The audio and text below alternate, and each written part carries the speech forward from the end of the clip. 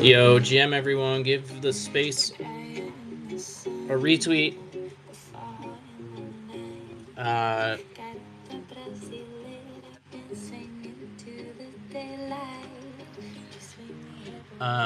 Give me a GM, clang clang, bottom right hand corner. Pumped to get into this today. I'm carving out up to an hour and a half for this. If all of our speakers show up, we got a pretty powerful space coming up here today. For now, just help me out with a retweet and a comment. I'm going to go around and do the same. And enjoy the tunes.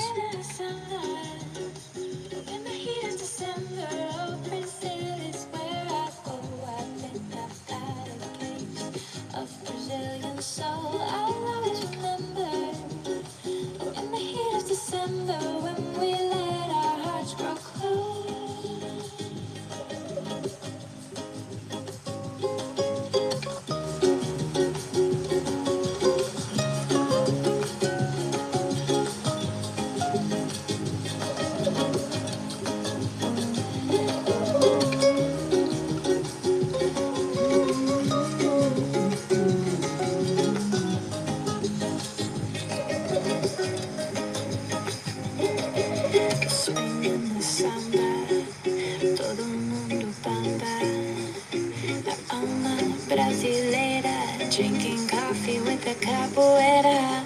From New York to Pará, Helena to Paraná, São Paulo, Tocantins, Miami and the in-between. Quer saber de onde está? Brasileira, meu amor, Brasil.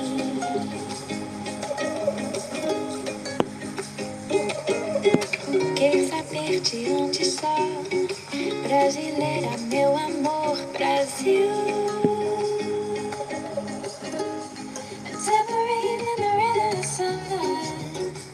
In the heat of December, oh, Brazil is where I go. I think I've got a case of Brazilian soul. I'll always remember. In the heat of December, when we let our hearts grow cold.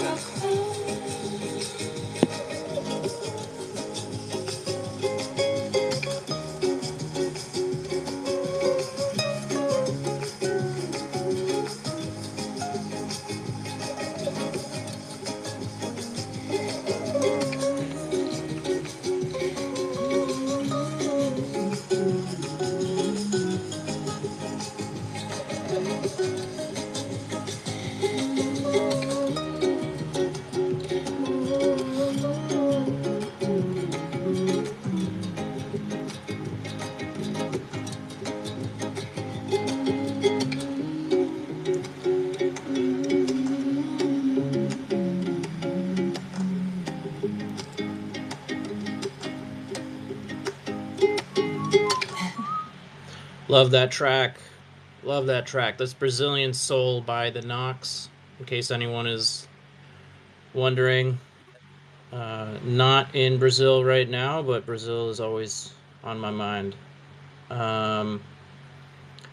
Really excited to have this space with you all today. Again, if you just joined and you haven't already, please retweet the space. I'm going to be saying that over and over until I see those numbers go up. We got 8 in here right now. Give the space a like. Give the space a GM, a Clang Gang. I'm trying to reply to all of you in the comments.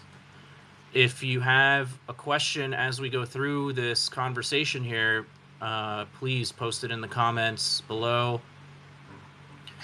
And we'll be happy to answer it for you. We got a lot of really smart folks in the room today. We've been talking about real estate, IRL, Web 2, whatever you want to call it, over the last month.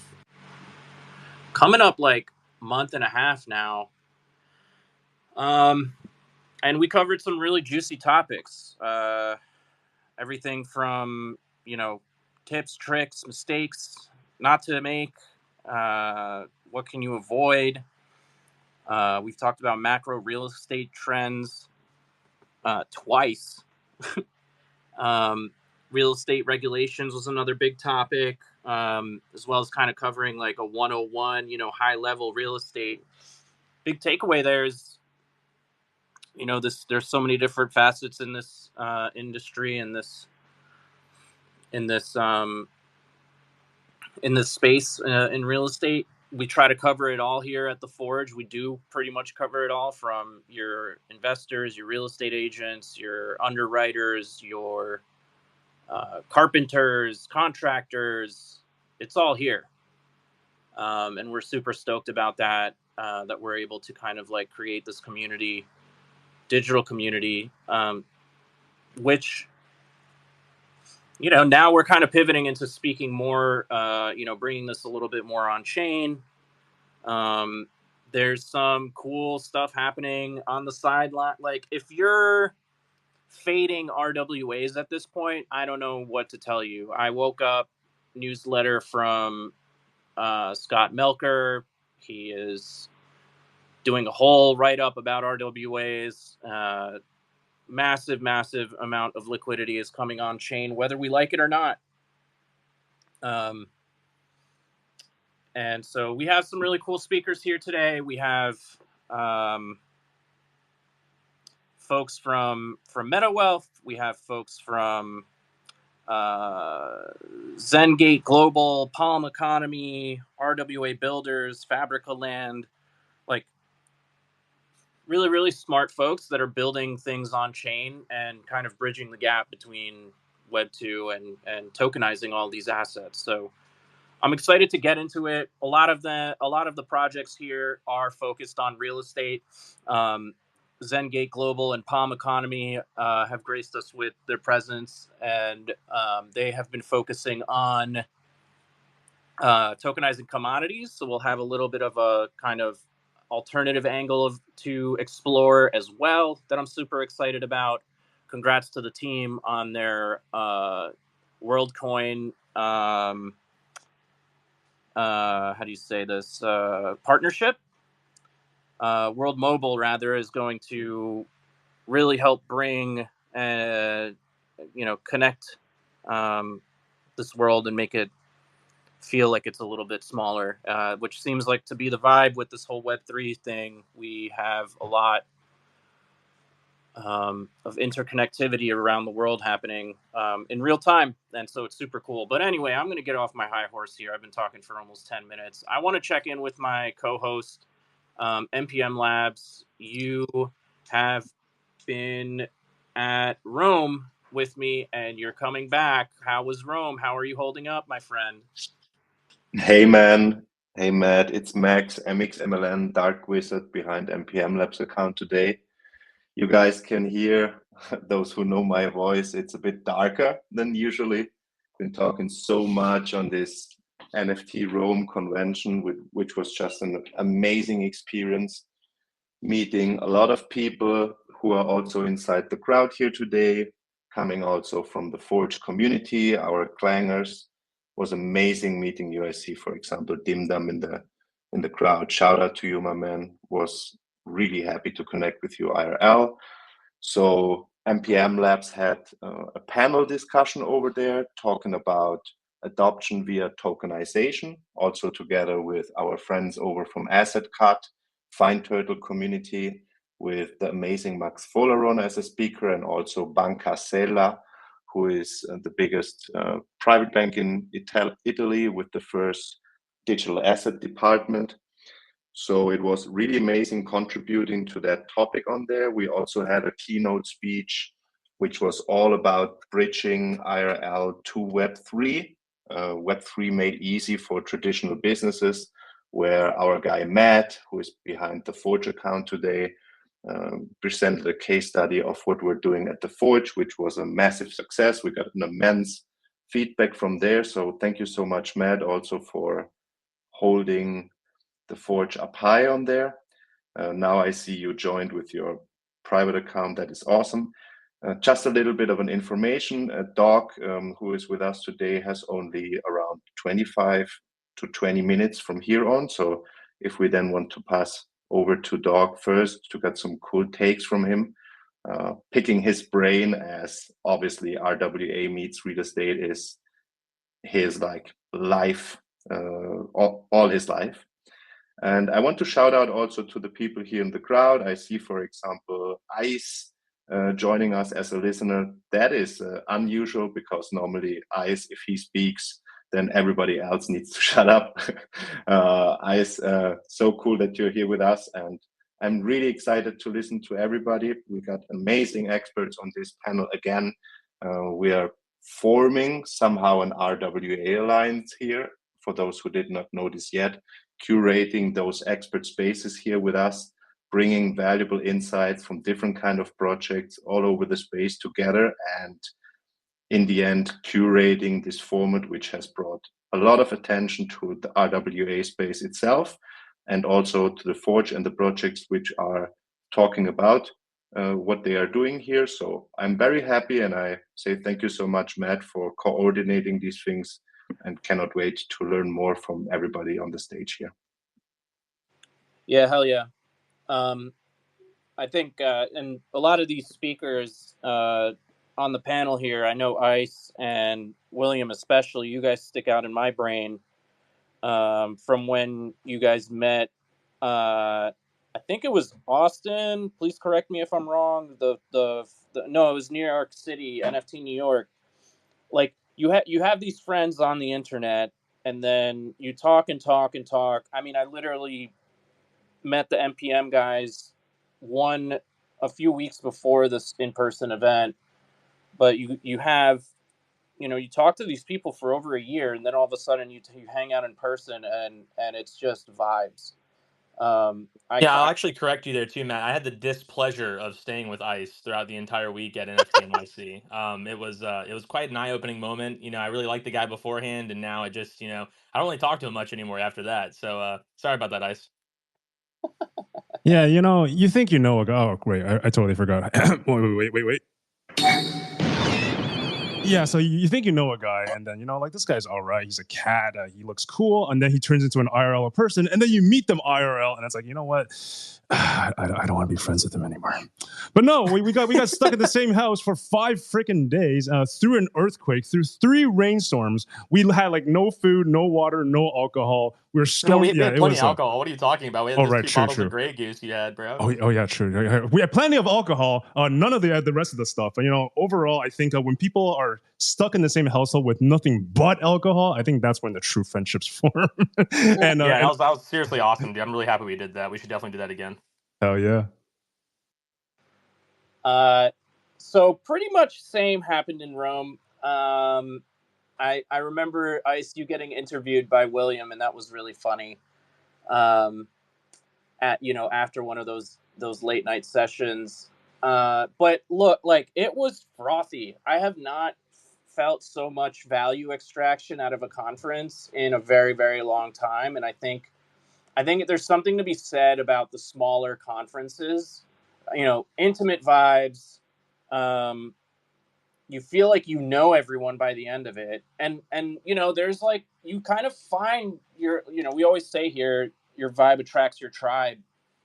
And you always find, the people that you kind of want to roll with. And eventually, our group of 4 became a group of 8, became a group of 12, became a group of 20. And now we're all kind of in contact afterwards. And it's so cool how the PFP turns into, IRL. And I don't know. It's just really good vibes. So yeah, highly, highly recommend. Oh yeah, that's what I wanted to say. It's like, I almost enjoy those more than like the 10,000, multi-thousand person events. And I'm sure a lot of the folks in here can agree with that. But Yeah, I think like pivoting it over to RWAs. I guess before I mention any of that, does anyone have any wrapping thoughts about NFT Rome or the connections that we got out of it? Anyone else have any other perspectives they want to share about in-person conferences? Going once, going twice. By the way, shout out to Klaus for coming to hang out here.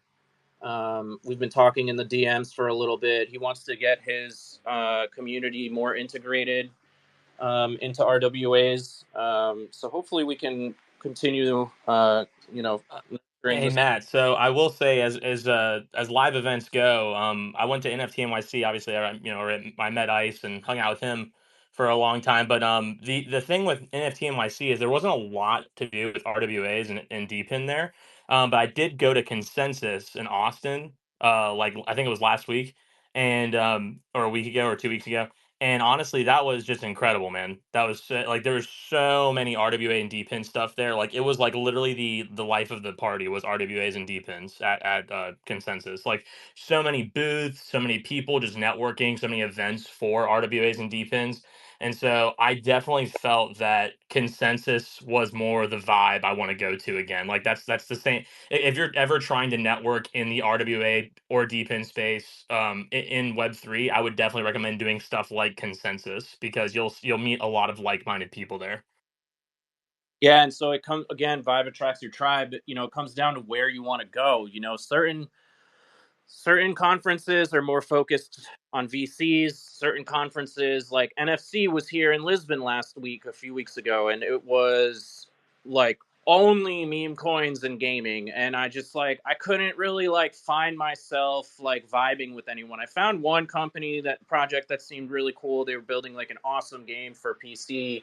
But I was also not in the space to be going out and trying to mingle. But still, it was very crowded, very overwhelming. If you're just trying to sit down and have a more engaging conversation with someone, I don't really like the whole yell in order to talk to the person next to you vibe, and that's kind of what it was. But Consensus sounds like it was dope.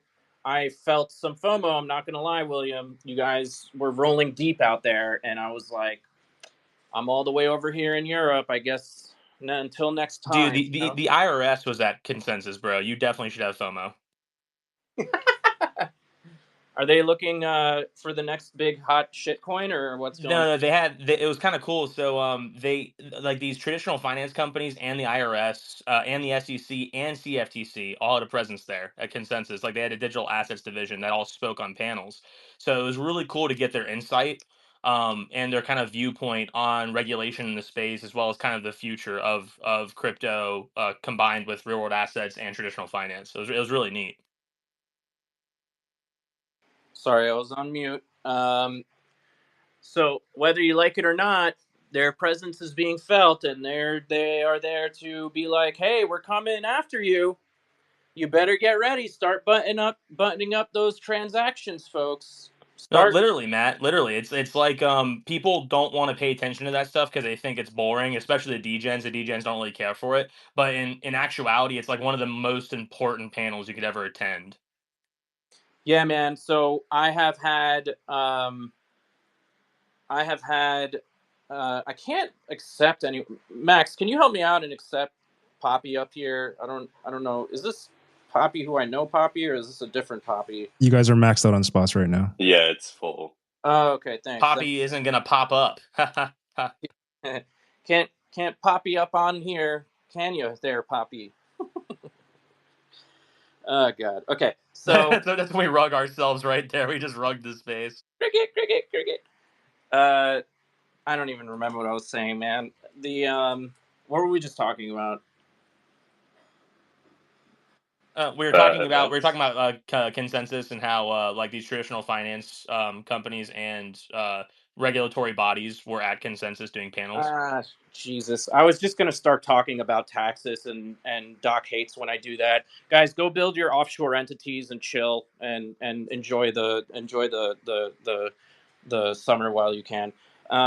Let's talk about RWAs though, shall we? So we have RWA builders here. which I think Thomas is behind the account. We have Fetty. We have Meta Wealth. I'm particularly excited to talk to Fetty.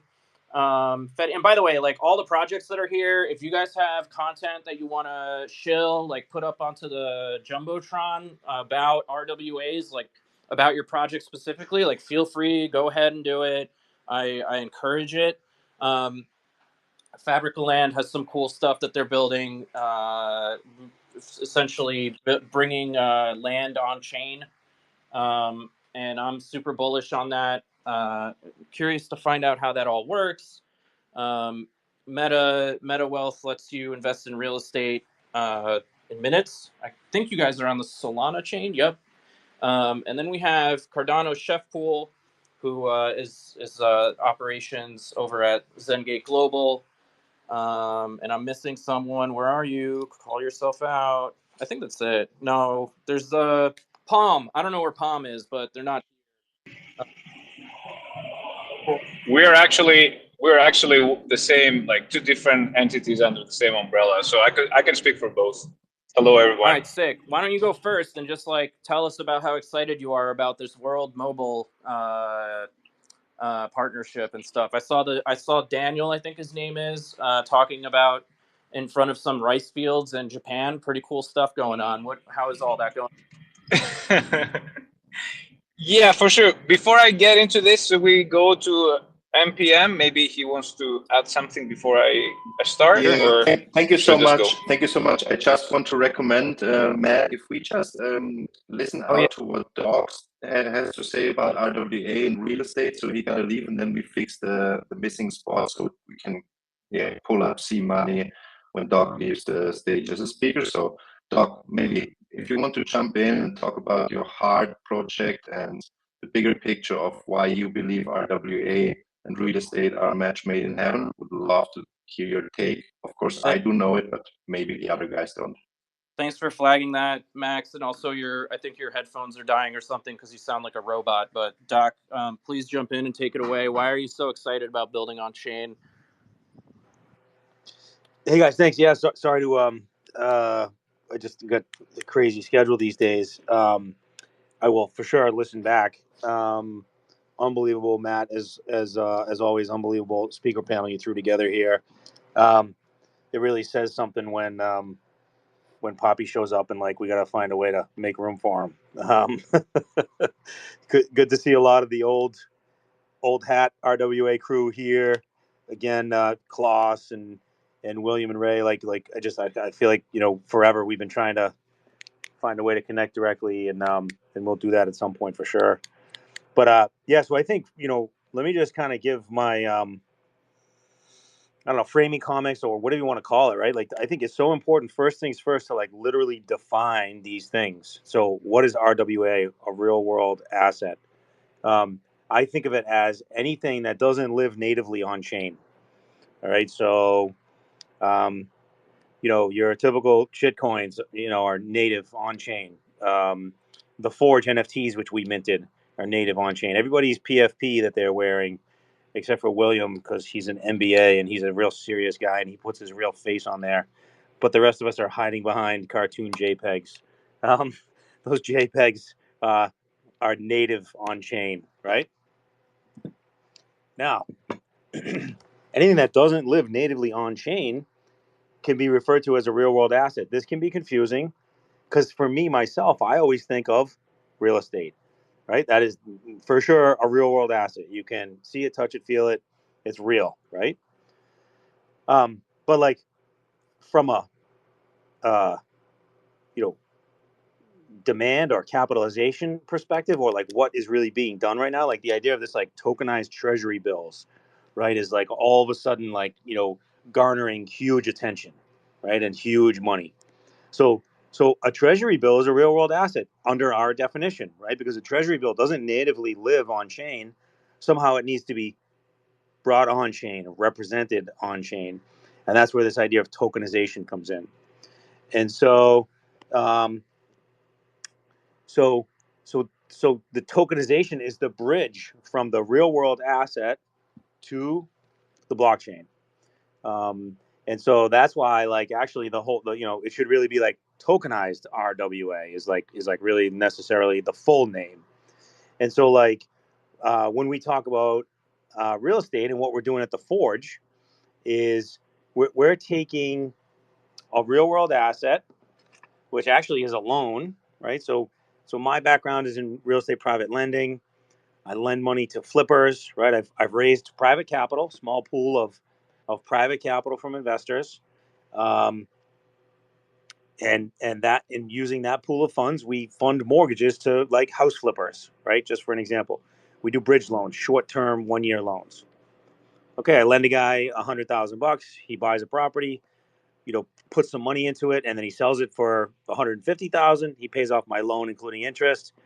He goes and does his next deal. I go and fund my next deal. So that's the real world lending game, let's say, that I'm in right now.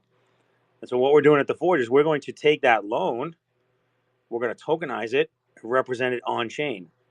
So the loan is what? The loan is a contract between me as the lender and the guy in the truck with the tools, right, who wants to do a fix and flip. And it's a contract, and it's specifically called a promissory note. It is that guy's promise to pay me back as a lender. It's his promise to pay me back, the promissory note. The promissory note simply outlines what's the dollar amount that he borrowed and what are the terms at which he'll pay the money back. In the real estate game, now we're still talking TradFi, Web2, IRL, whatever you want to use, right? Like we're talking about out in the real world. There's one additional contract. So the promissory note is his promise to pay me back as a lender. And then what's referred to as a mortgage or sometimes a deed of trust, that is the security instrument. That's another contract that says that is a signature from the borrower to say, hey, that promise to pay that I made to you, the promissory note? Well, I'm going to connect it to an IRL asset, right? Like the actual piece of real estate underneath. So the guy says, I'm going to pay you back. I promise I will. And as security for that loan, I'm giving you a mortgage or a deed of trust to my property. And so let's just talk about those two things as the loan documents. So now I've made a loan, I got a promissory note and a mortgage. What the Forge is doing is we're taking those two IRL contracts, right? These are paper contracts signed at a typical closing where I funded the loan and he's going to go fix and flip. Now, as the lender, I take those two pieces of paper, I'm going to tokenize them. I'm going to represent them on chain as having $100,000 of face value, right? Like the total amount of money he's going to pay me back, the principal, plus whatever interest, whatever stream of income will come in monthly payments and the interest that's due back on that loan.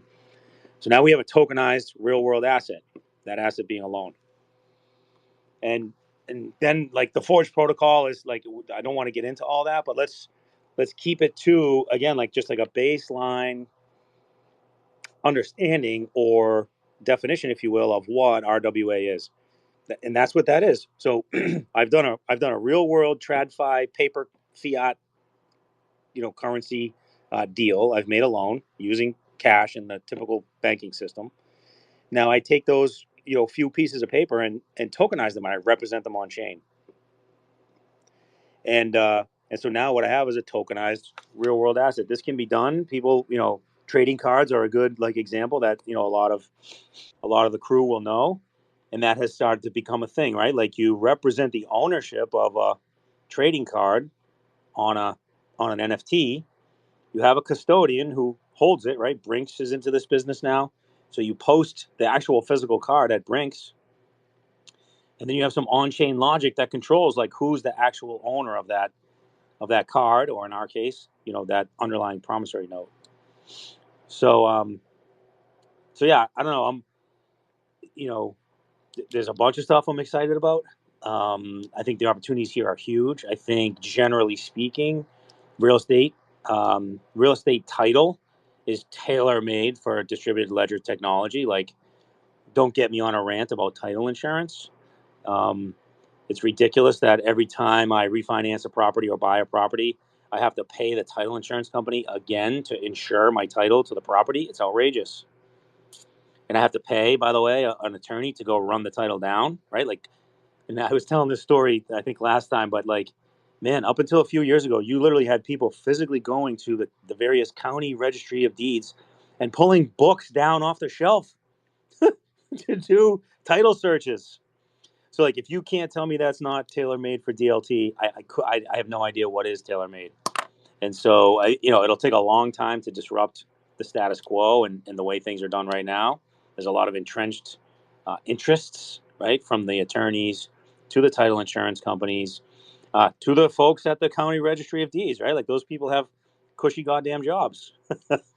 And so, anyways, there's huge opportunity here. I don't have to tell you. Larry Fink has told you. Everything will be tokenized.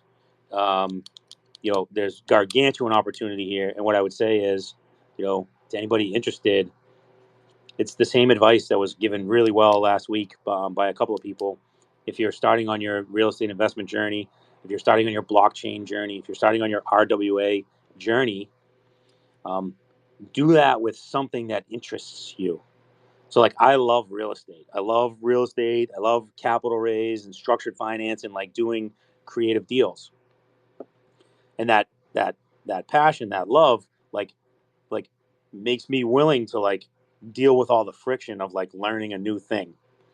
And I would say that's true here. Like RWA it's not uncomplicated, right? There's a little friction. Nobody knows, exactly how all this stuff is going to work. But if you're a Pokemon guy, go check out the like tokenized Pokemon stuff. If you're a sneakerhead, right, go trade sneakers. There's wine collections online on tokenized. There's a million things. RWA is a wide term, and what I would say is like, and this is true of any endeavor. Like if you do something you love, right, like you're never gonna have a job or whatever that like pithy saying is. So yeah, I don't know. I went on a much longer rant there than I was really planning to, but there you have it. Thanks, Doc.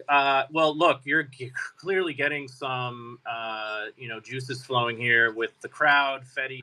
I think I'll go next if you guys don't mind. So I think that, Doc, what you said is very interesting, and I want to give you a little intro of who I am and what we do and how it fits into what Doc was saying. So I'm Federico Pomi. I go by Fede. I'm the CEO and founder of Fabrica.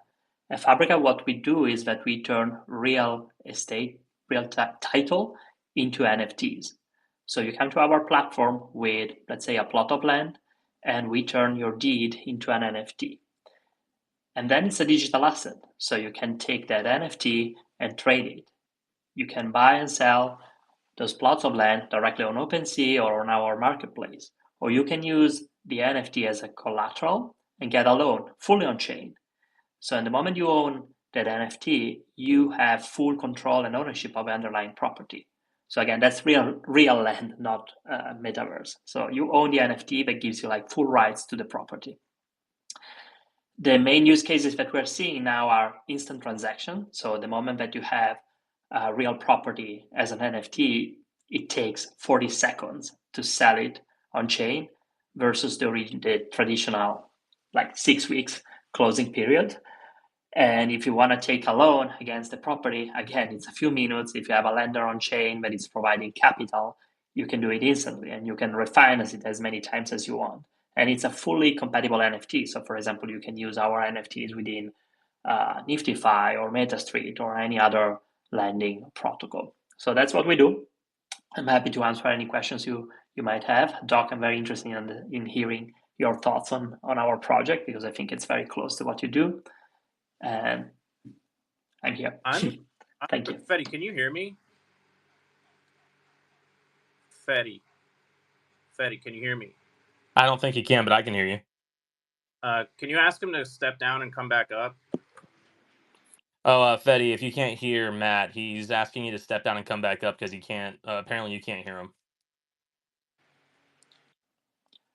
Okay, thank you. I'll join. Because I'm curious about how the whole, like, if there is any paperwork side of things works. But we'll come back to that in a second. Ice, you got any takes on that? What are your thoughts?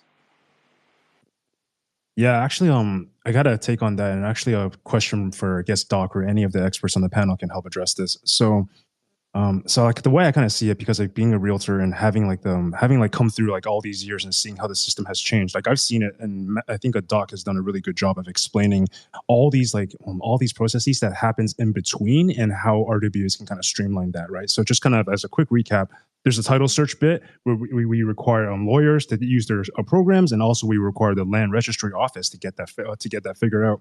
And then if you go to any bank, at least modern day banks, you're going to get hit with a lot of paperwork. We're going to need 3 years of your NOAs, where you're going to need good credit. We're going to know how much down payment you have, traceability of where your money is coming from. And we need you to pass something called a stress test. At least here in Canada, home buyers need to pass that test. So there's a lot of stuff that goes down, right?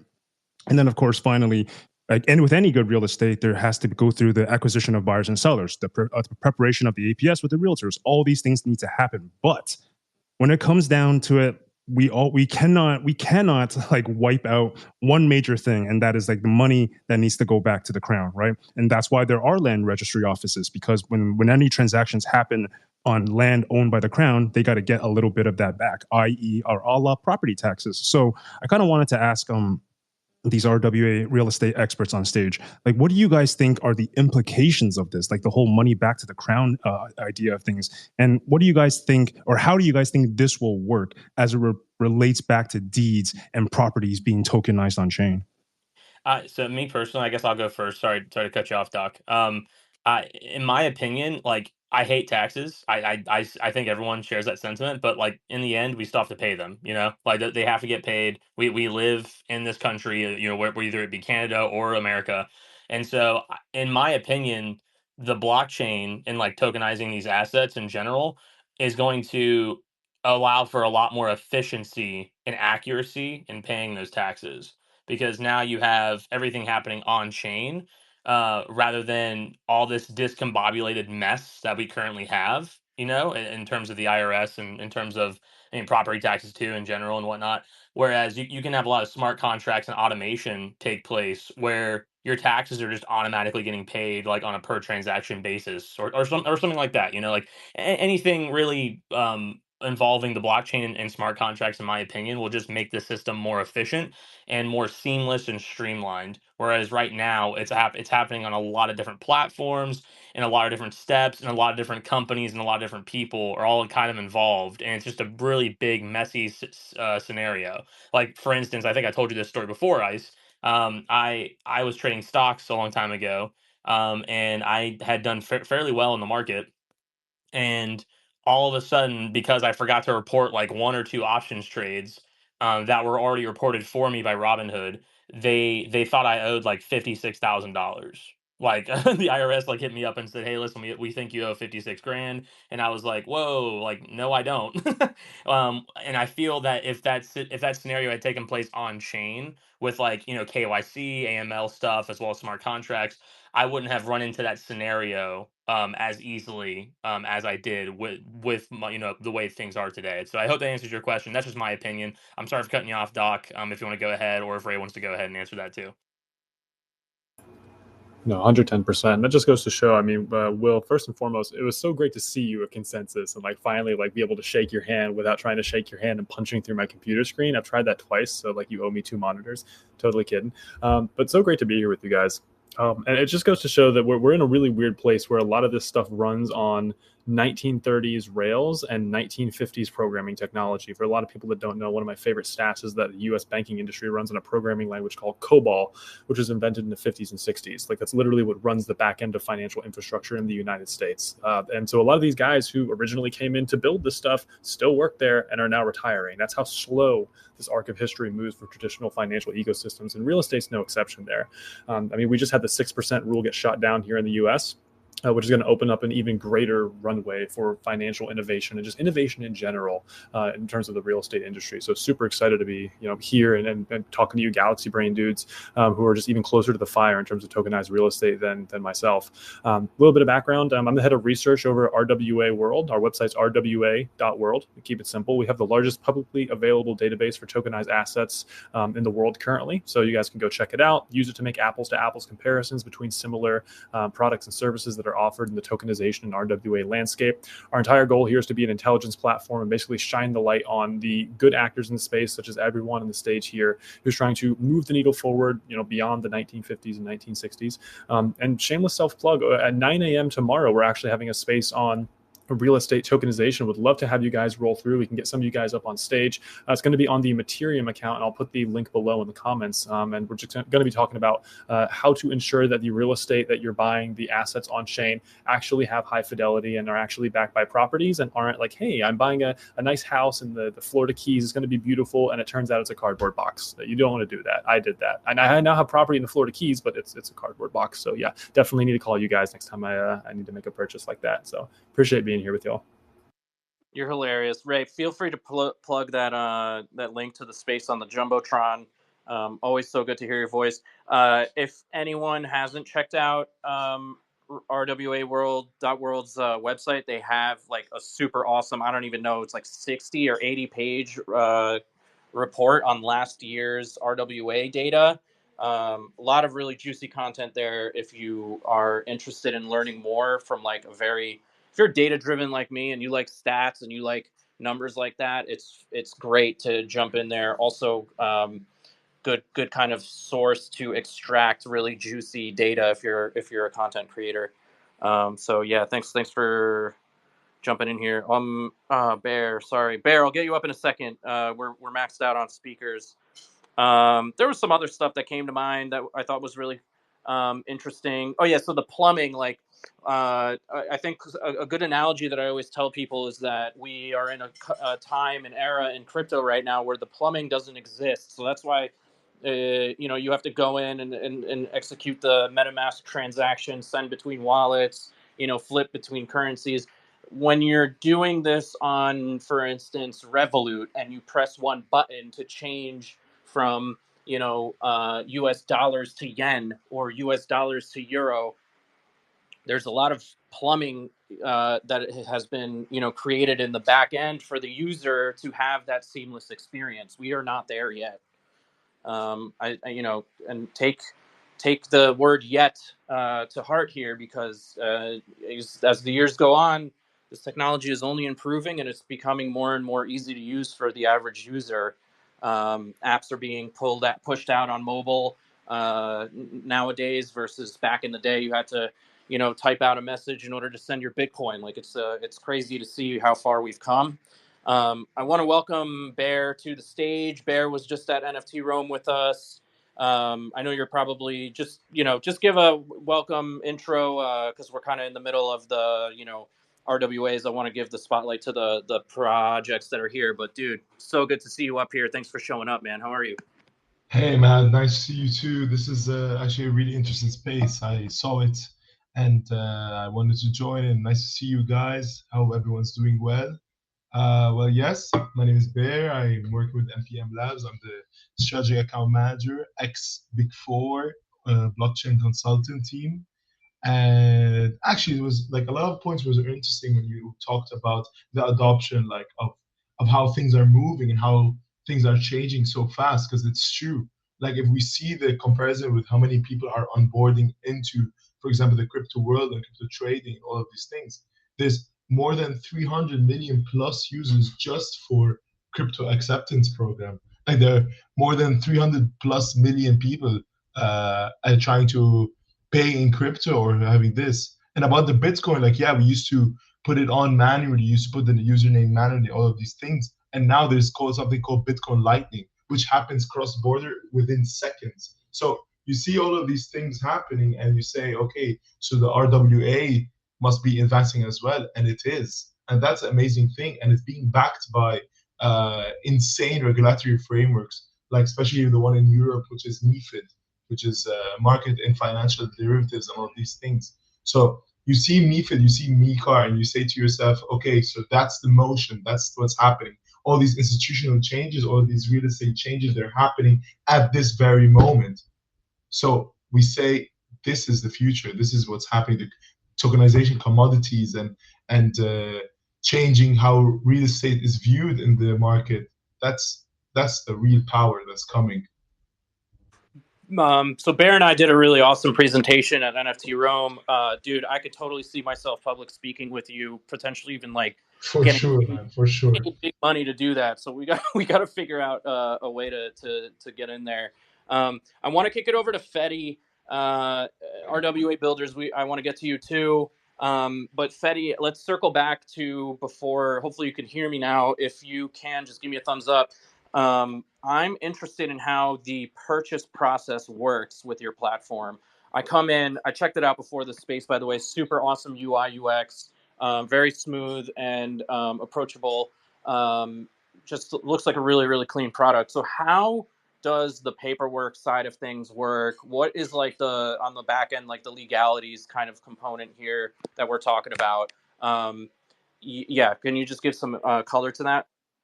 Yes, absolutely. Can you please just confirm that you can hear me? Yes, sir. You're good to go. Oh, okay, perfect. Thank you so much. So very quickly, basically what we do at Fabric is that we turn real estate into NFTs. So we take real title, as Doc was saying earlier, and we turn the deed into an NFT. Once it's an NFT, you can buy and sell it and trade it wherever you want and even borrow against it. So we have loans backed by NFTs that represent real properties in the US.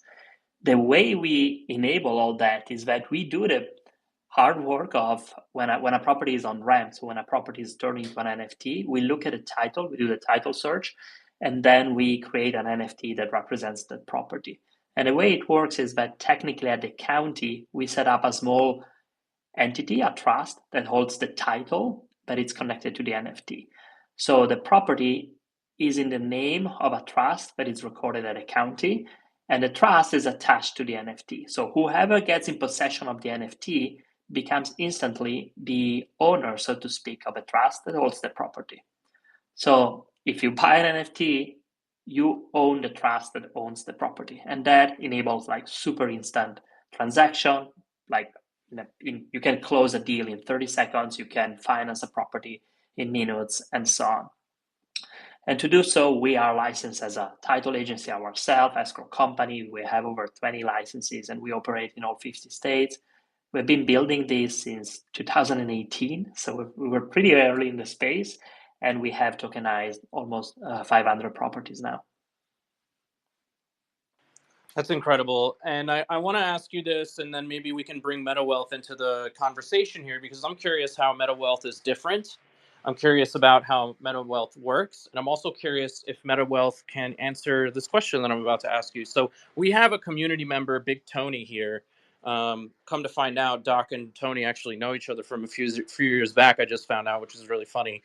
Let's say you have distress. Like as in IRL, he knows the face behind the cartoon. Yeah, and they did business together, and it's just and so like I met Big Tony through Sam Adoption, who is in the Quirkies, who are interested in coming onto the Forge Spaces. Big Tony comes here, and I'm like, yo, dude, like Italian, New Jersey, boppity boopity, and I set him up with a call with Doc, and then it turns out that they already know each other. It's like really funny, small world, I guess. But so Tony, let's say you're someone that has a business that has distressed assets. Like if you're able to are you able to put houses up on Fabrica, or is it only a land kind of deal? You can do it with houses too. We haven't done it publicly yet, but yes, you can do houses too. Sweet, thanks. So that's a cool vertical. So Fetty, just like transparent, or for everyone here, I think it's really interesting. Like back in the day when I was growing weed in Colorado, I actually bought myself a parcel of land just like you have on your website. Oh, sorry for the noise. I just dropped something. Yeah, so I had like 5 acre parcel of land, and it's like a really, really similar situation. It's just like owner finance, can buy it and then sell it back. It'd be really interesting to like. I wonder if those people, randomos out in Colorado would be down to like tokenize their assets, bring it on chain. Maybe that's like I don't know what your BD initiatives are like, but just a random thought. Meta Wealth, if you're there, I'd love to hear, how you guys are different, if you guys can help support buying and selling homes on your platform, and how you guys do it differently. Hey, yeah, so we're not a peer-to-peer platform per se. What we do is we cut out the middleman. So we work directly with developers to, buy apartments and villas and bundle them into asset packages so people have access to, multiple properties at once. Um, how we like to, compare ourselves for simplicity's sake is Airbnb meets kind of Robinhood. Because, the traditional problems with real estate for investors is, you're limited geographically, you have to deal with the legal stuff. And then after you, purchase the property, if you have the capital, you have to find renters and property managers. So that's a headache. And then developers also run into the issue of, well, they're not finding investors, single, I guess, like, investors. So by taking that crowdfunding approach, you kind of solve the issues for both ends, and we just smooth out the process for both parties involved. It's very interesting because you're talking right now and you're describing all these different, facets of your business. And I can't help but think of the speaker group chat that we have going.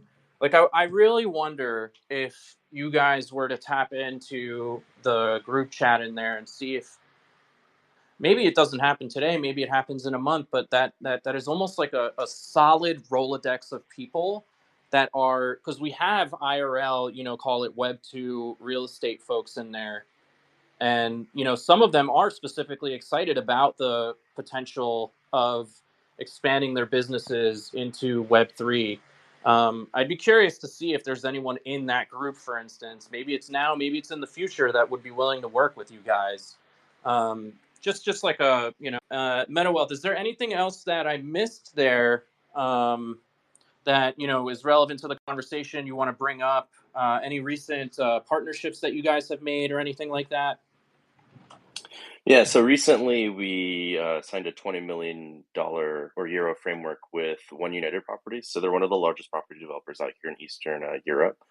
And it really kind of shows that, these developers are forward facing, and they're willing to, embrace new technologies to, get a competitive edge and, do a little bit more efficient forms of raising. Also means that, you get buildings up faster, and we're fully licensed under Spanish law.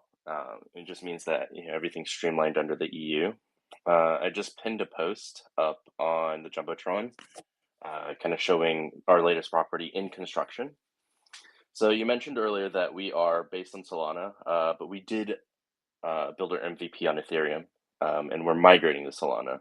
So you'll see there, I think probably one of the first to put powered by Solana, or powered by any blockchain for RWAs, especially on properties of this size.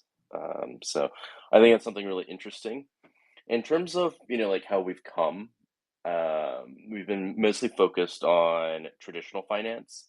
So that means like high net worth individuals, family funds, and just people looking to diversify their portfolio. Maybe they don't want to, put the full amount into one property, but when you have tokenization, you have that option to fractionalize, and it's all on chain, so you have the added security and transparency of that. As we kind of pivot more into like a Web3 audience, we're starting to build the infrastructure for RWAs. So, I'm sure everyone who's on the speaker panel understands that, hey, it's a new thing.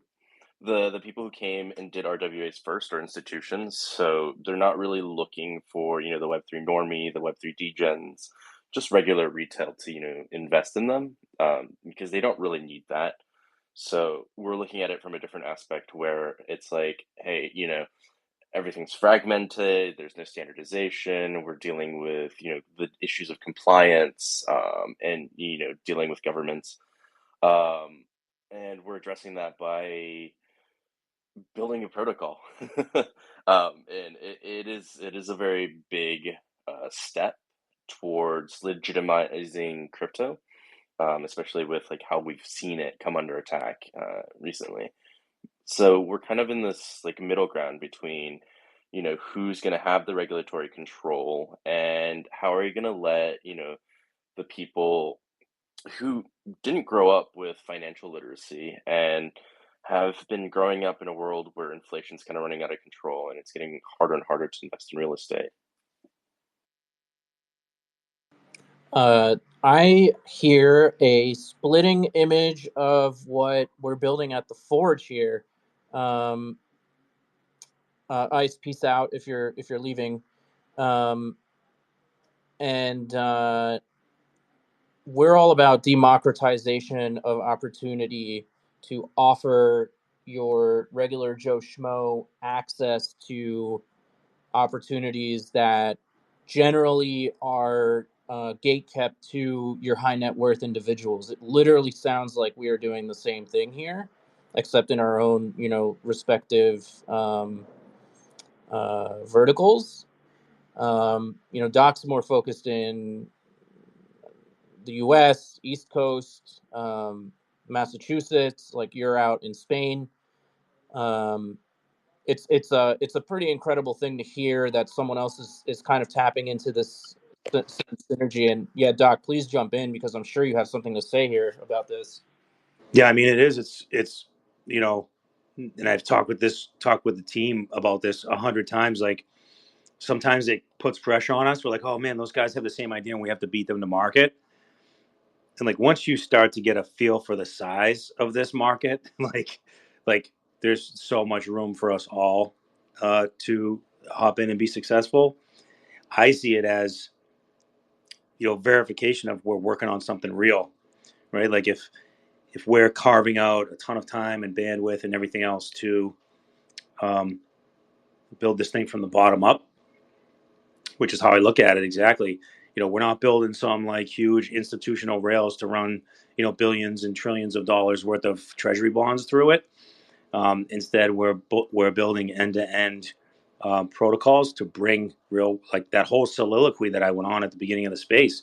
It's fucking real work. Excuse my French.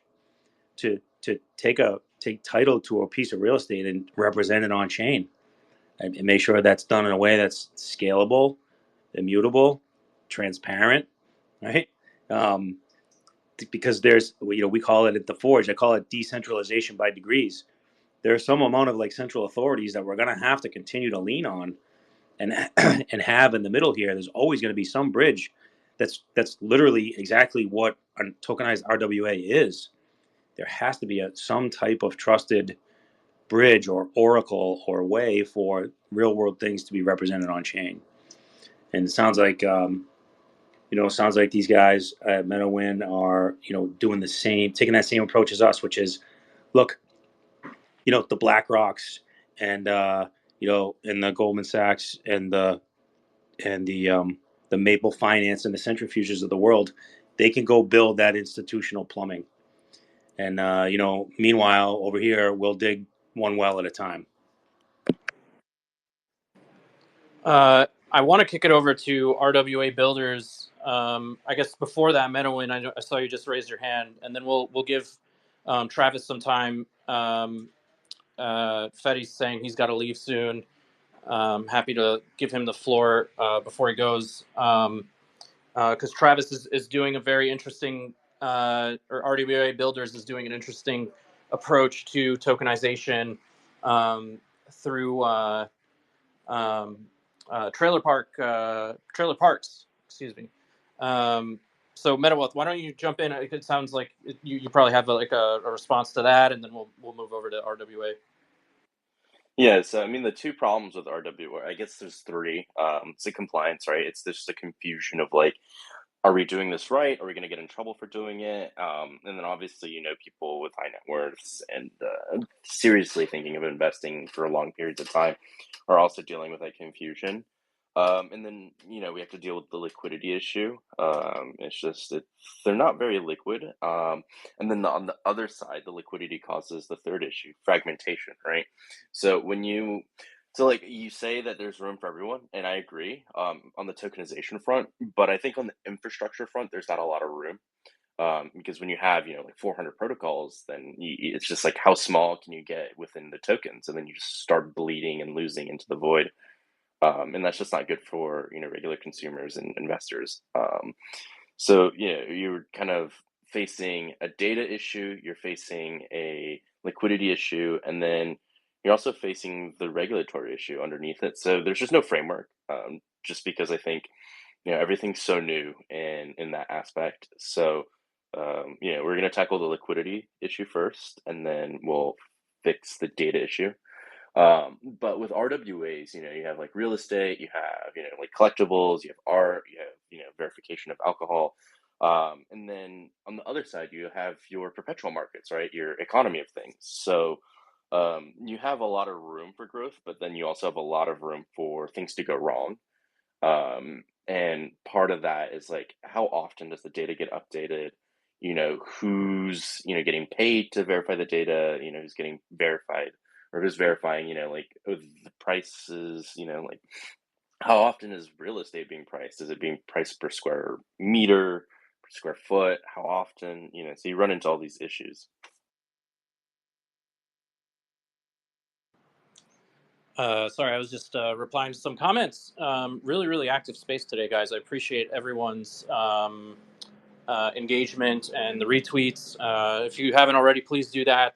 We're coming into the last half hour of this space. Excited to dig in with RWA Builder and Fetty left, I think. So Fetty left, but yeah, RWA, and then I'd love to, really dig into commodities with Zengate and Palm. Thank you for being so patient about that. Hey guys, yeah, awesome space, Matt. This is Travis here behind the Builder PFP. So What's up, brother? I mean, Travis, before you start speaking, I'm going to jump in. Sorry, what's up, brother? And also, I'm going to pin your recent congrats on the podcast. I'm going to pin that to the top. Thank you. Yeah, go ahead. Sorry. Yeah.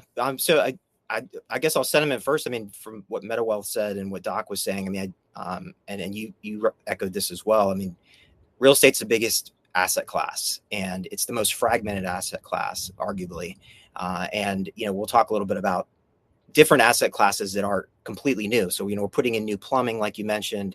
Great way to kind of visualize that for things that already exist. And we have that on-chain, off-chain rails and all that infrastructure, like the bridges that we've been talking about, that are necessary because of legal frameworks, regulatory frameworks. Those are all changing. What we do, and what my passion is, I exited a company earlier in the year, and I focus heavily on talking about the RWA space, just like the guys at RWA World, Ray, Tyler, excellent team. We're on the front lines, just getting the word out. Personally, we work with usually most companies are early stage, but very early stage companies. We have a podcast where we interview the founders, help get the word out for them. Also, some go-to-market strategies to help make that entrance into the market a little smoother. But on the backside, I'm also involved in a few projects personally in the real estate space and kind of growing those a little bit more in stealth mode right now. So in the trailer park space and RV space and some things similar to that. So that's something we can talk about on future episodes as well. But I think for today, I'm really excited to talk about all these ways that we're breaking down existing barriers. And, as Doc mentioned, obvious things that make perfect sense with blockchain. That's, taking title and putting that on chain. I mean, that's just a natural next step. And we're seeing everything in between, from fractionalization to every different other use case where they existed in Web 2. We're just amplifying them and improving them in Web 3. And then we have new things where the plumbing is brand new, like we're going to talk about with Palm Economy, and I'll drop over there for them to talk. But alternate or emerging commodities, and you can check out our website, selfless plug, rwa.builders. The most recent podcast is actually with the Palm Economy crew, where I interviewed one of the founders, Dan Friedman. But they're actually putting in plumbing that didn't exist. So I think that's where we look at, they're helping farmers, local resources by taking tea, honey, things that are still in demand, but they're bringing those emerging commodities onto chain. So I think that's a perfect transition to kind of stop my rant here, but I appreciate it. This has been a lot of great alpha in today's space. Dude, yeah, totally. And I was kind of blanking out here for a second because I was trying to find the space. I pinned it up to the Jumbotron, by the way. Anyone that is interested in learning more about Palm, we're about to kick it over to Theodore. I'm just going to assume that's Theodore. I don't know what that letter is over there, but That's what it is. You got it right. Yeah. it's the Greek letter theta, which codes for T and I thought H. so. So you get it. I had to put on my frat cap for a second, but then I started to get drunk because I started thinking about college all of a sudden. So I took it off. I'm back here now, and you know all those tests that I used to take not sober were definitely teaching me right. That is Theodore. The pinned post, guys, is one of the things that RWA Builders sets out to do. Travis is like, and we're trying to get Doc up there to talk about what we're building at the Forge. So this is like a super awesome thing to see a powerful interview with Daniel. If anyone was here earlier, I was talking about how Daniel was standing in front of a bunch of rice fields, videotaping himself, talking about how World Mobile or World Coin Mobile, sorry if I'm like botching that, but is looking to connect. Yeah, the World Mobile team is looking to connect folks in remote locations. I want to stop there. I also, Travis, I know that you have like a lot of other stuff going on with like the tokenization of mobile home plots of land. If you wanted to talk about that, like feel free and jump into it. I don't know if you did or not. No, I think we'll save that for the next space when we graduate to some of these other kind of specifics around RWAs. But I appreciate the offer. Okay, sweet. Super. That's totally fine. We could pin it for another time. Theodore, let's kick it over to you and like, please give us like a top down, bottom, left, right, synopsis of what's going on over at Palm.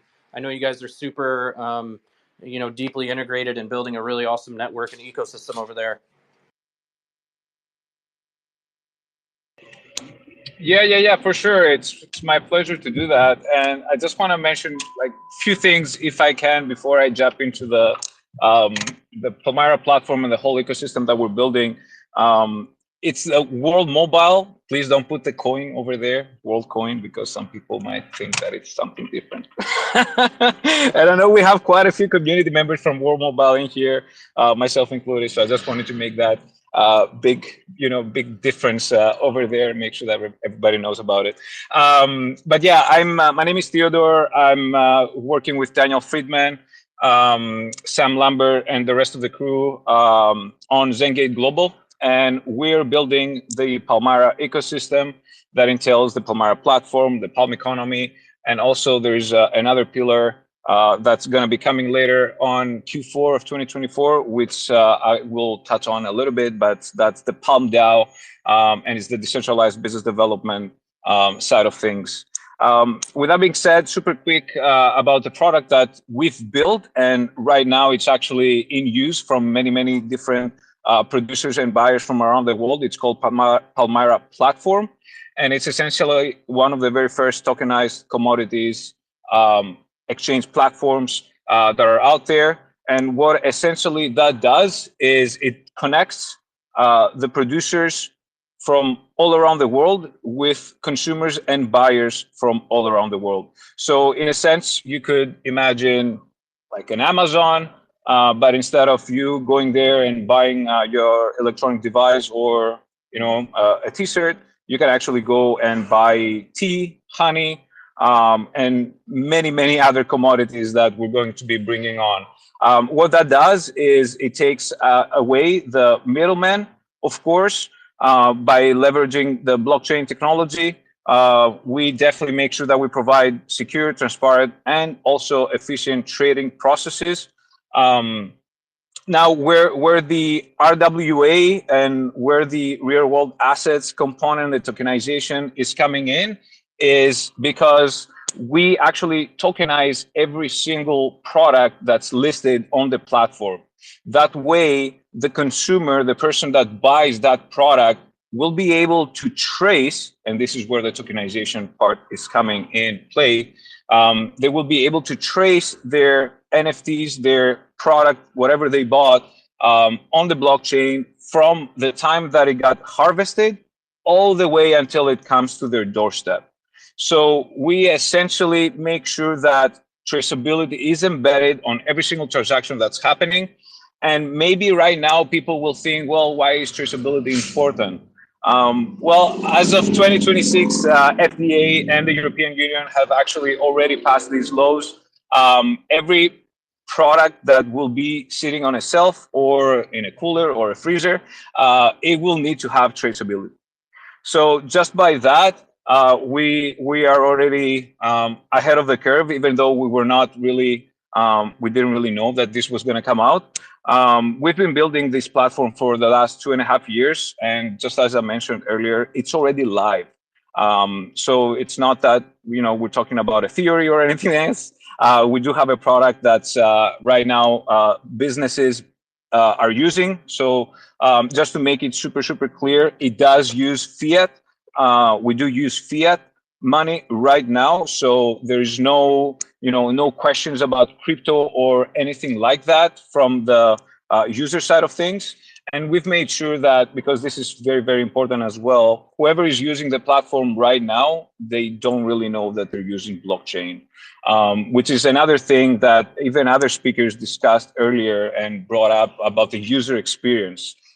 So it was really important for us to make sure that when somebody goes in and uses their platform, either that is listing one of their products or that is them wanting to source and buy some product from the platform, nobody will really be able to tell that they're using any Web3 stuff. So with that being said, this is just the one part of the Palmyra ecosystem, which is the Palmyra platform, and I'll be more than happy to give a lot more information around this as the space goes, or on other spaces, or later online. Feel free to DM me, and I'll be more than happy to give out some more information. But the second piece, which is very important, and this is where the blockchain bit is coming in, is the Palm economy and the Palm token. There is 3 big utilities that we made sure that the token will have, and the one and most important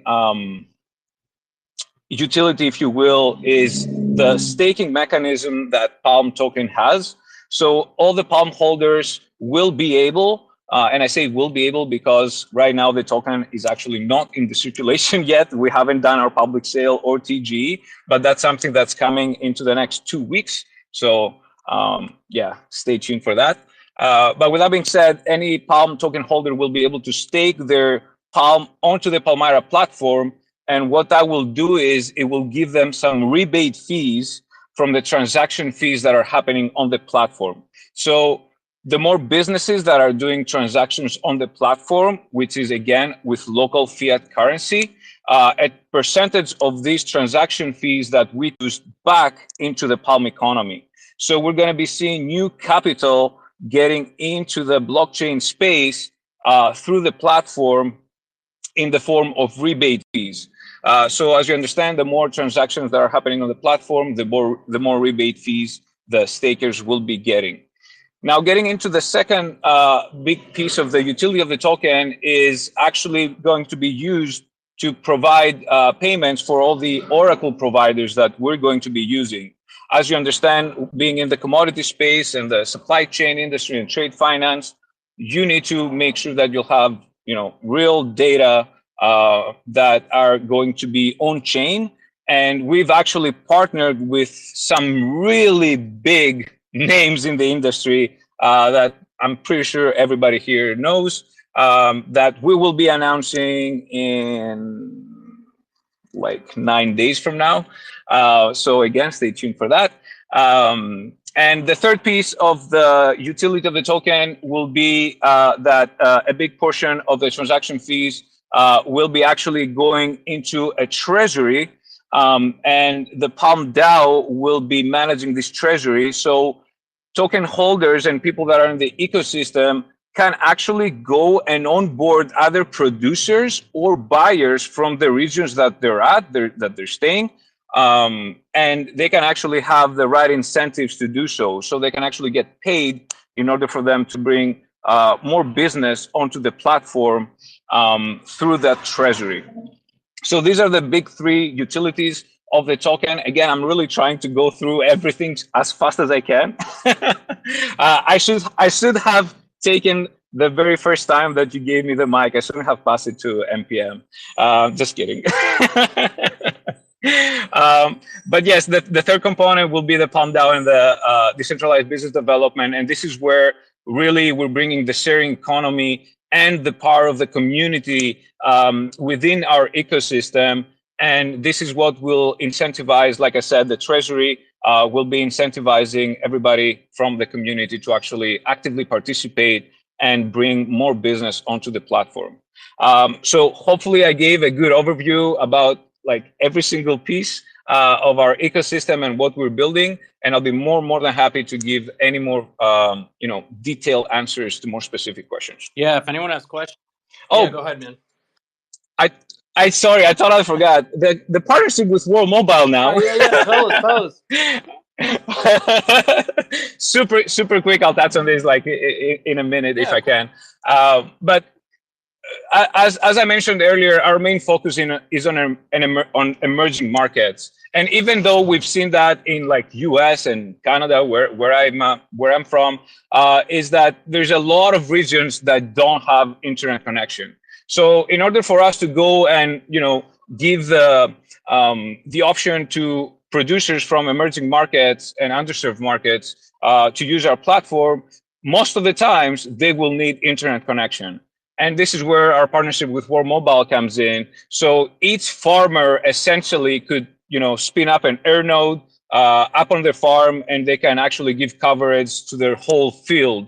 And that way they can actually use our application and our platform and what we've been building and we call Palmyra Pro, which is the app that all the producers are going to be using on the field instead of them just going and write down in a piece of paper or on a whiteboard, their orders or, all the data about the crop that they just harvested. They'll be able to just take their phone out, put all the information in, take a picture, and as soon as they hit submit, everything will go on chain right away. So the biggest reason of this partnership, and there's obviously a lot more things that we're going to be doing with World Mobile, but essentially we will be providing internet connection to all the farmers that are using our platform now or they will be using in the future. Yo, that was an epic coverage. I can't help but think about our lovely call it sister community, co-community members in here over at the Plague. So, through NFTs, also I see Platy Mama in here. They're doing work with chickens at the hen house. And so the Plague is kind of like using coffee commodities as a means to creating a global distribution network. It's really cool to see that someone else is doing a similar model in the space. As of this moment, it was as of before you speaking, they were the only people that I knew that were actually kind of tapping into something like this. Go ahead, man. Yeah, thanks for mentioning that. Actually, because now more stuff popped in my head that I didn't cover. Another very, very good component that we're building and will be plugging in around Q4 of this year is, and I wanted to mention that because quite a few other speakers mentioned it, and it was very, very cool about the stuff that they're building, is bringing the DeFi aspect in play and actually give the opportunity to the producers on those emerging markets to get into the DeFi space and be able to take loans while they collateralize their warehouse receipts, for example. That's something that it's already been happening in the trade finance space with the warehouse receipts, but we haven't seen the next step of this, which is tokenize the warehouse receipts, use them as collateral, and go to that DeFi platform, get your DeFi loan and go grow your business, expand your farm, and then later on come back and repay that that loan. And so far in these DeFi spaces, we've been seeing that we have this amazing yield sometimes, but in the end of the day, it's quite artificial, right? With this case, we now see a real collateral, like real world collateral, being in place, and that will actually start giving a lot more yield than what we've seen so far. So this is a very, very exciting component that we're going to be seeing actually, Web 2 meeting Web 3, and hopefully, in the end of the day, why are we here in the blockchain space is, to just use that technology to create solutions, or better solutions actually, from what we have right now. And this is exactly what we're trying to do with the Palmyra platform and the whole ecosystem that we're building around it. Yo, super cool stuff, dude. And you guys are not joking around with when it comes to the building that you're doing. The one thing that freaks me out, and it's not anything about you guys, but it's like the more I keep hearing about using certain properties or certain things as collateral in order to take more loans out and do all this stuff, it's like I call it trauma from last bull run, but there's folks that even now put up their NFTs to get loans and then get liquidated on those loans, and they lose the NFT, or they default on those loans and they lose the NFT. It's a scary, very slippery slope that I always talk about security and safety here. Guys, be careful with where you leverage yourselves, and there's really high potential for overexposing yourselves in the DeFi space if you get too greedy or too hungry with all of the loans that you can take out. It's cool to put up some of your ETH or Solana as collateral and NFT as collateral. It gets really, really real when you put up a warehouse or whatever it may be as collateral. So I think that with proper business practices and proper due diligence on the folks that are conducting these loans and the credit teams that are looking into these new businesses, like with proper business practices, you can actually drive a very successful business. But I mean, Theodore, it's blowing my mind, and all the guys that are up here, how many people are showing up out of the woodworks with their RWA stuff. And it can very quickly turn into this thing where all of a sudden people are dumping their money into these RWA opportunities and they don't actually know where it's going. So I think what we're trying to do here at the Forge is make sure that people that are showing up are here to stay, that they're offering proper products and proper financial backed what's the word, opportunities, instead of just hey, take a loan here, leverage it there, put collateral here. But go ahead, Travis. Yeah, it's well said, Matt. And I think I'll just echo that. I think what's been interesting in this market, I mean, all of us here have been following it, whether you're degenning or not. It's been a very BTC-led market and a meme coin market, and to some extent AI and RWA. But what's interesting is RWA's more or less been the second to meme coins in the sense of the dynamic where the money's flowing, so to speak, if you look at that, or where projects are seeing, projects with tokenized economies are seeing that the price go up, so to speak. Again, some of the speculation, we're still early, but I think it's kind of been more a barbell type market so far. Like it's not been all ships are going to rise with the tide, so to speak. And I think it's important to point out, because I think it's just kind of, to me, I just think it's an interesting dynamic, because I'm very much more focused on the RWA side, obviously, but appreciate all the verticals. And I think it's a little bit of a market kind of split in half, where you've got half of the market being very focused on this new real world applications and adoption, and another half that just wants to gamble maybe, or just not really think about it. So I just in my 2 cents, but I think it's an interesting perspective. No, it's very true. And this is even as a Web3 worker, I used to get, you know, when I started moving away from corporate, I started to realize that there are almost two worlds within this space. One world is kind of like the NFT degen side of the world, and the other side of the world is the people that are building out, you know, new technology stacks and your layer ones, layer twos, layer threes, and those two worlds like don't actually, you know, talk to one another. It's a very interesting kind of phenomenon that goes on here, and it's clearly still playing out. Theodore, any thoughts beyond what we were just mentioning? Yeah, actually, I really want to agree with both of you. And I just want to mention that we've started building Palmyra, like we've been building Palmyra for like 2.5 years now. And back then, I don't even think that the RWAs was even, you know, a thing or a word back then. But it's really interesting to see how fast it has exploded in terms of, you know, narrative over the past few months. But you did make a very good point, you know, and if you really think about it, because this is like literally, I think, my third cycle being in crypto. The last bull run, we had this NFT metaverse, you know, craze, and now it's, you know, it's all about RWAs. But I think it's quite essential and important for everybody to understand how big of the spectrum of RWAs is, right? Like, you know, for example, BlackRock is talking about RWAs, but they're really talking about, you know, tokenizing, you know, stocks, bonds, and whatnot, like financial instruments. Earlier, we were discussing, we had these amazing speakers talking about real estate.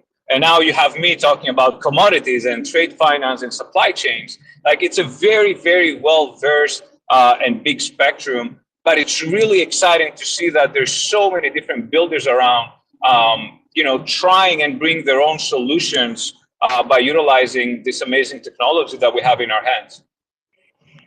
Yeah, really good points, man. And it's just something to be aware of, you know. I gotta scoot, guys. I'm gonna start wrapping the space. Klaus, I know you've been here the whole time. I super appreciate you sticking around and listening in. Do you have any you know, closing remarks, or are you happy with what you learned I've today? just been absorbing like a sponge, man. You know, real estate and RWAs aren't my forte, so I'm just looking to learn and, you know, pick up what I can from you guys, because it's I think my community, as well as, you know, my own interest, is very much interlined with seeing you know, how real assets come into play in crypto, and just, you know, seeing innovation happen excites me. You know, I know attention is elsewhere in some certain sectors of the market, but I don't know, I enjoy learning, so appreciate you guys putting this together. Yeah, hell yeah, man. And again, thanks for the support. Any, you know, we'll follow up for next week, and we'll keep this train moving. You know, we can if you have any questions about how anything went down today, like, and if this goes for anyone in the audience as well, if you guys are confused about something, or you want to follow up about something, hit us up. Theodore, Travis, you guys are the only ones left over, but all the speakers today are, you know, their DMs are open, they're very approachable, and they are wizards in what they do. So with that being said, I got to wrap because I got to go to my next meeting, but I appreciate everyone showing up, and keep your eyes open on our page. We're going to launch next week's Spaces link very shortly, probably within the next 24 hours. And as usual, take care of yourselves, and we'll see you guys next week. Peace.